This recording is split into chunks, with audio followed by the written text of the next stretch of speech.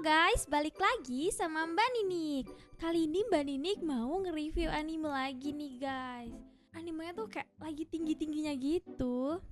Bukan tinggi yang itu ya, tapi yang maksud Mbak Ninik tuh kayak lagi naik daun guys. Semuanya pasti ada masanya kan. Tapi anime ini tuh kayak lumayan konsisten buat mempertahankan popularitasnya. Bahkan sampai kemarin movie terakhirnya rilis pun makin rame aja tuh yang suka. Nah kalau gini udah ketebak dong Mbak Ninik mau nge-review apa. Iya, Mbak Ninik mau nge-review Kimetsu no Yaiba Infinity Castle Chapter 1. Movie yang akhir-akhir ini menggemparkan dunia perwibuan guys. Kenapa Mbak Ninik bilangnya chapter 1? Soalnya Kimetsu no Yaiba Infinity Castle tuh dia ada 3 chapter guys. Ya di chapter 1 aja Muzan aja belum ketemu, gimana mau tamat. Jadi movie KNY kali ini tuh lanjutan dari part sebelumnya, dimana hampir semua Hashira itu masuk ke markas utamanya para demon. Di movie ini ceritanya cuma fokus buat ngelawan demon Upper Moon aja. Dan ceritanya kebagi ke dalam 3 plot dan 3 bagian pertarungan utama. Nah sebelum masuk ke sesi utamanya, Mbak Ninik mau ngasih warning dulu nih ke kalian kalau video ini nih bakal banyak banget spoiler ya guys.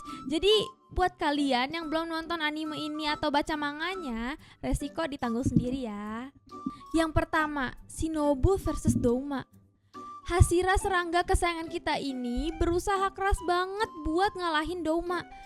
Tapi sayangnya dia tumbang dan habis dimakan Douma guys. Karena gimana ya, Shinobu ini kan badannya kecil, mungil, gak imbang banget sama fisiknya Douma yang kayak Gapura Kabupaten itu. Lagi pula kalaupun Shinobu badannya gede, Mbak Ninik juga gak yakin kalau dia tuh bisa ngalahin Douma sendirian. Karena kan Douma ini nih kan upper rank 2, yang paling kuat nomor 2, jadi pasti sulit dan butuh banget effort buat ngalahin dia kan. Kita lanjut ke part selanjutnya, Zenitsu versus Kaigaku, upper rank 6, yang dimana pertarungan ini nih salah satu pertarungan yang berat buat Zenitsu. Berat bukan karena susah ngelawannya ya, karena dibandingin sama Upper Moon yang lain, Kaigaku ini nih paling rendah pangkatnya. Ditambah dia tuh kurang pengalaman, ya istilahnya demon magang lah. Alasannya adalah karena si Kaigaku ini nih mantan seniornya dia. Ditambah lagi Kaigaku juga jadi salah satu alasan kenapa si kakek bunuh diri.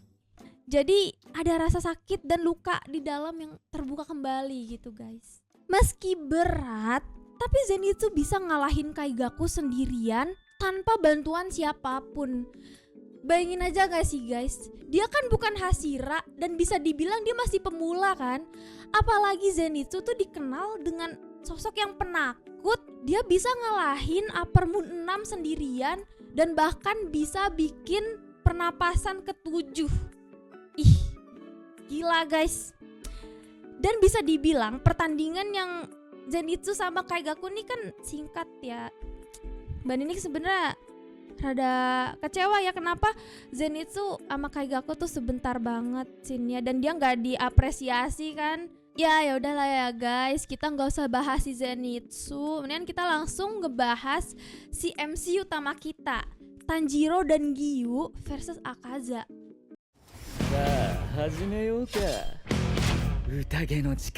Kayaknya ini hampir semuanya tahu deh.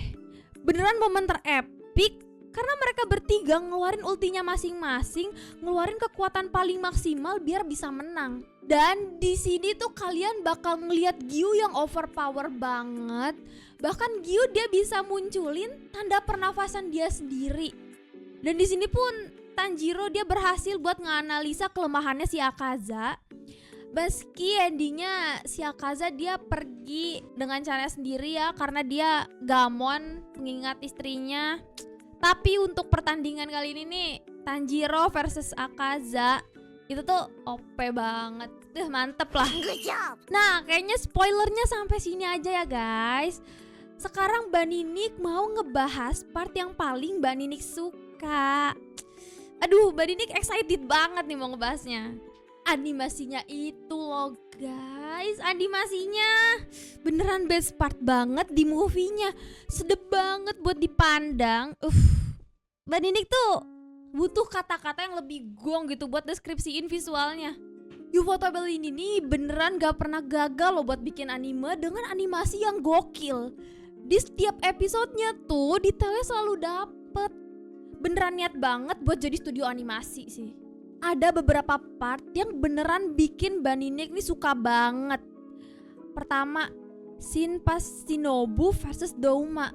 Pas banget tuh kameranya rotasi waktu mereka lagi berantem tuh epic banget. Gimana POV-nya berubah dan muterin mereka berdua hampir 360 derajat. Menurut Mbak Ninik tuh itu yang bikin fighting scene Douma versus Shinobu tuh kayak kelihatan elegan. Dan scene yang lain juga jadi favorit Mbak Ninik nih. Itu tuh pas Zenitsu ketemu sama mendiang kakeknya. Sebenarnya scene yang simple, mereka berdua tuh kayak ketemu di hamparan bunga yang luas dan indah. Dan Mbak Ninik nih notice kalau scene ini nih ada beberapa ornamen yang didesain secara 3D. Yang paling kelihatan jelas tuh sungainya guys. Tapi meskipun desainnya beda dari desain utama animenya yaitu 2D, tapi visualnya tetap gak jomplang loh. Malah bikin scene-nya jadi cantik banget. Dan makin nambahin kesan yang indah karena sungainya kelihatan hidup. Beneran bikin momen pertemuan terakhir Zenitsu dan kakeknya nih jadi momen yang terindah. Nah, karena banyaknya detail dan scene yang sangat amat bereffort ini, movie ini tuh butuh waktu 3,5 tahun buat dianimasiin loh.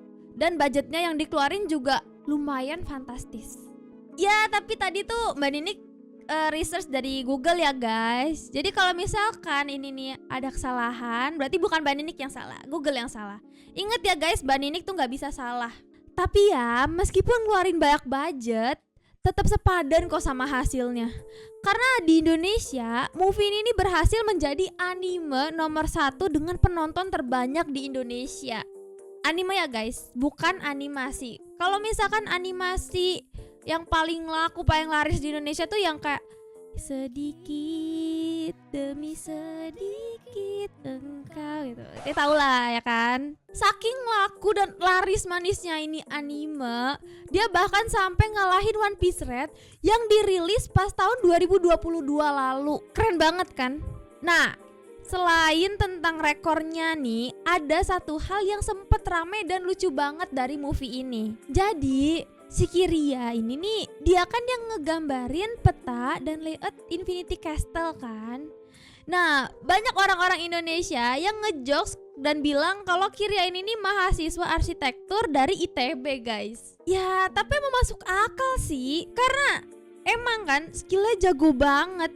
Ibaratkan arsitek profesional. Padahal mah sebenarnya kan dia dibantu kekuatan goib yang dari kertas itu loh, kayak di kepalanya. Ya menurut Mbak Ninik sih anime ini nih bagus. Ya untuk plotnya oke sih ya gak ada yang spesial sih. Karena kan emang ceritanya Kimetsu nih cuman buat ngebunuh demon aja. Ditambah udah banyak banget yang spoiler sana sini dari manganya. Jadi ya semuanya udah ketebak gitu guys. Karakternya oke. Mbak Ninik sih suka banget ya sama backstory-nya Akaza. Jujur aja nih Mbak Ninik nih nangis dikit pas nontonnya. Terus yang jadi poin plus itu tuh ya animasinya. Terutama pas fighting scene-nya tuh visualnya bagus banget. Pokoknya kayak yang tadi Mbak Ninik bilang, Mbak Ninik butuh kata-kata yang lebih gong gitu guys buat deskripsiin visualnya. Kudos buat Ufotable sih. Good job. Oke guys, jadi tadi review anime Kimetsu no Yaiba-nya. Gimana? Kalian mau nonton? Tapi kayaknya kalian udah banyak yang nonton sih ya. Kalian boleh banget cerita di kolom komentar di bawah. Mbak Ninik ini penasaran sama komentar-komentar kalian nih tentang Kimetsu no Yaiba Infinity Castle Chapter 1. Oke guys, jadi buat kalian yang gak suka sama video-video kayak gini ya kalian boleh dislike aja. Tapi kalau kalian suka, kalian harus like, komen di bawah, subscribe dan share ke teman-teman kalian. See you next video guys. Bye bye.